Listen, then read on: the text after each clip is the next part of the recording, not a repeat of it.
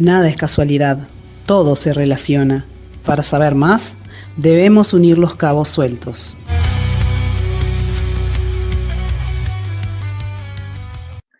Hola, ¿qué tal? Iniciamos otra edición de Cabos Sueltos, un espacio donde aspiramos a conectar realidades, sensibilidades y tendencias poco conocidas o sobre las cuales se tienen percepciones erróneas.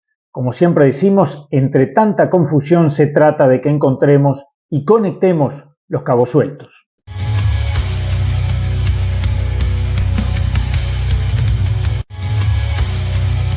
Atando cabos. Intentamos conectar hechos para entender mejor el mundo en el que vivimos. Y ya estamos en nuestro encuentro semanal con Ricardo Changala. ¿Cómo estás? Muy bien, muy bien. Mirando el mundo siempre con interés y preocupación y tratando de atar cabos, que es nuestra tarea cotidiana. Exactamente. Y hoy nos propones un tema que es bien interesante y que tiene que ver con la escalada armamentista en nuestro país. Bueno, en nuestro país, perdón, quise decir, en este mundo que nos toca vivir. Sí, y quería empezar por Costa Rica, Bien. porque fíjate que noviembre, diciembre es una fecha que hay muchos días internacionales día importante de aquella cosa, muchos temas que ahora mencionaremos. Pero hay un día nacional en Costa Rica que se conmemora, que se celebra, que lo quería destacar. Cada 1 de diciembre, la sociedad costarricense, sus autoridades, pero la gente en general, valora, recuerda y conmemora el día de la eliminación, la abolición del ejército. Costa Rica no tiene ejército desde el año 1900, formalmente 48, en realidad fue en el 49, porque después de las primeras medidas hubo algunos levantamientos ahí militares, y justamente por eso terminaron eliminando y aboliendo del ejército. Lo hicieron con el objetivo enunciado en aquella época de crear un clima de confianza y estabilidad, después que el país pasara por una guerra civil interna, ¿no? Eso no quiere decir que el país no tenga instituciones que se ocupen de la seguridad, digamos, interna o en su frontera, lo tiene, pero a partir del desarrollo de la Guardia Civil, lo que se llamó en su momento, o la Fuerza Pública, como se llama ahora, que tiene divisiones especiales, aérea, guardacosta, contra el narcotráfico, pero todas con una lógica civil, no militar. Aquí no existe artillería, no existen tanques, esas cosas no hay. Y además está en la Constitución de Costa Rica, ¿no? El artículo 12 dice que se prohíbe que haya un ejército en el país. Esto me parece que es un dato importante porque va a contracara con el escenario mundial de guerras y enfrentamientos de todo tipo que existe. Pero además quería reflexionar y agregar algunos elementos que no sé si todos manejamos, que hay muchos países en el mundo que no tienen ejército. La mayor parte son países muy pequeñitos, islas, la verdad, el Vaticano, países pequeños. Pero algunos países no son tan pequeños, Costa Rica es uno. Y tres de ellos que interesan en esta recorrida están en el continente americano. Panamá es otro país que tampoco tiene ejército.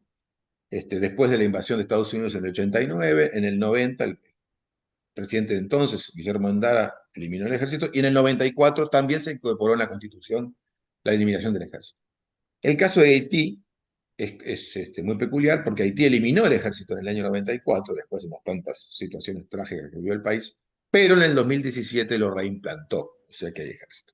Lo cual demuestra, si necesitamos alguna demostración, que tener ejército no tiene nada que ver con tener un país más seguro o con menos conflicto, porque si algún país tiene alguna dificultad interna es Haití, ¿verdad? Y así hay otros países en el mundo, por ejemplo en Europa, Islandia no tiene ejército, Andorra no tiene ejército, o en Samoa en el Pacífico, Mauricio en África, todos países pequeños, pero tampoco irrelevantes en el mundo. Y en todos los casos, como también los americanos, digamos, son parte de tratados internacionales como el TIAR en América o la OTAN en Europa, etcétera, que supuestamente participarían frente a agresiones externas contra estos países. Pero son países que no tienen ejército. Reflexionemos también que cuando miramos el continente, Costa Rica y Panamá son en Centroamérica de los países que tienen mejores niveles de vida, un desarrollo de un sistema de bienestar con muchas limitaciones y problemas, pero mejor que los vecinos. Bueno, a lo mejor es una casualidad, A lo mejor es una mera coincidencia el hecho de que tengan estas características y no tengan ejército. O a lo mejor es una coincidencia elocuente. Pero eso es un dato Ujú. real que podemos. Ahora, si miramos el mundo, ¿ah? Es impresionante la cantidad de recursos económicos que se dedican a las Fuerzas Armadas, a las armas, a los ejércitos, como le quieran llamar. Ahí hay algunos datos en pantalla que no vamos a entrar en detalle porque no podemos, pero cuanto más oscurito está el mapa del mundo, más porcentaje del Producto Bruto Interno se dedica a las armas, al Ujú. ejército. Y si miramos la gráfica de la derecha, ahí vemos, este dato es muy relevante, una enorme cantidad de recursos financieros que se dedican a la cuestión militar en el mundo. Estos son datos del año 21-22, pero tampoco es que haya cambiado tanto en temas de porcentaje. Y si vemos, hay un país que es Estados Unidos que tiene por mucho, mucho, la mayor inversión en cuestiones militares. Obviamente, Estados Unidos tiene bases militares en casi todo el mundo, ¿no? Más de 500 bases militares, por tanto hay un gasto increíble financiero. Y es interesante ver que en realidad la Federación Rusa, que se encuentra en guerra, ha aumentado ese porcentaje de lo que tiene ahora, pero tampoco es la distancia que hay con Estados Unidos es gigantesca en términos de inversión militar. Y quiero atar cabos con un episodio que acaba de ocurrir. El 21 de noviembre, hace unos poquitos días, la Federación Rusa, en medio de este conflicto que tiene con la OTAN, porque ya estamos claros que ya no es una guerra con Ucrania, es con toda la organización del Tratado Atlántico Norte, que incluye estos países que tienen tanta inversión en ejército. Bueno, pero el 21 de noviembre la Federación Rusa lanzó por primera vez un misil que se llama Oreshnik, que traducido al castellano significa el avellano. El Ujú. avellano es un arma nueva que no se conocía, estaba secreta además, un misil hipersónico, o sea, supera varias veces la velocidad, sí, la velocidad del sonido. De hecho, viaja a casi 5 kilómetros por segundo, Mach 15, una velocidad increíble. Y por distintas características, tiene una capacidad de destrucción que hasta ahora ninguna arma no nuclear, ¿verdad? No atómica, había tenido. Bueno, el asunto es que lo lanzó contra una fábrica, un establecimiento militar en Ucrania, que existe hace mucho tiempo, que la habían atacado varias veces, pero podía tener destrozos menores, y que data de la época de la Unión Soviética, y por tanto su principal establecimiento no es tanto sobre tierra, sino subterráneo. Bueno, este Oreshnik, el 21 de noviembre, se lanzó, penetró la tierra, fue hasta el fondo de ese establecimiento y destruyó completamente toda esa fábrica, ese establecimiento militar. Y lo hizo, atención, sin haber incorporado a las ojivas ninguna bomba. Utilizó armamento de ejercicio. Y aún así hizo un destrozo impresionante que hasta ahora no se conocía. Además es un arma que hasta el momento no se conoce ninguna posibilidad de detenerla, no hay ningún sistema que pueda detener por la velocidad, por las características, por el vuelo, etc. ¿Por qué estoy mencionando esto? Porque si lo vinculamos con lo anterior, la reflexión que debemos hacer es que la carrera armamentística, las características que van tomando las nuevas, cada vez menos, básicamente 2 o 3, con suerte en el mundo, en capacidad de desarrollo de armamento. Y el resto del mundo, cada vez más atrás, más atrás, más atrás. Sin ninguna posibilidad de tener realmente capacidad de tener un ejército, unas fuerzas armadas que estén a la altura de esos avances tecnológicos que cada día son más impresionantes. Ujú. Por eso lo quería mencionar. Entonces, dicho de otra manera, si había razones a mitad del siglo pasado para discutir la existencia o no existencia del ejército, hoy por hoy, esta es la realidad que tenemos. Ningún ejército del planeta, salvo 2 o 3 países, tiene alguna mínima capacidad de poder dar seguimiento a estos niveles de desarrollo tecnológico aplicados a las Fuerzas Armadas. Entonces, Wow. creo que no sé, ¿me decías?